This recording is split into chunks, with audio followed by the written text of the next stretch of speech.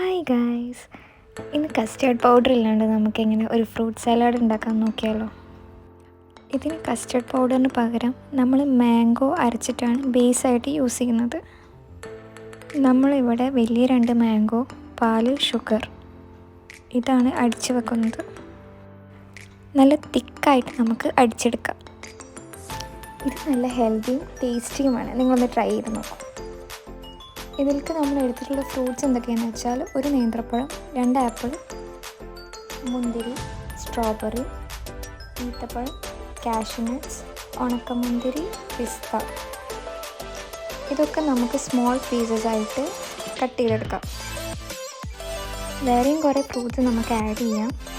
Fruits കൂടുന്തോറും ഇതിന് taste കൂടും. ഞങ്ങളിവിടെ ഇതാണ് എടുത്തിട്ടുള്ളത്.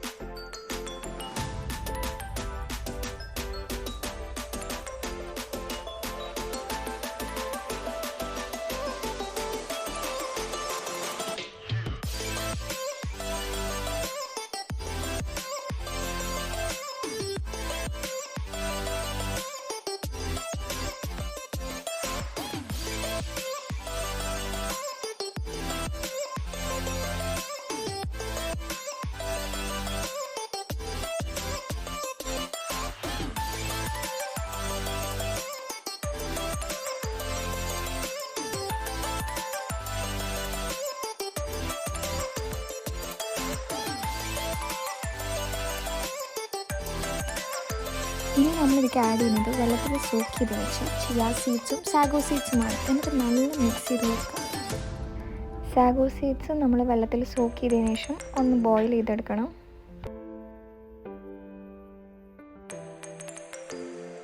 ഇനി നമ്മൾ നേരത്തെ ഗ്രൈൻഡ് ചെയ്ത് വെച്ചിട്ടുള്ള മാംഗോ ഇതിലേക്ക് ആഡ് ചെയ്യാം.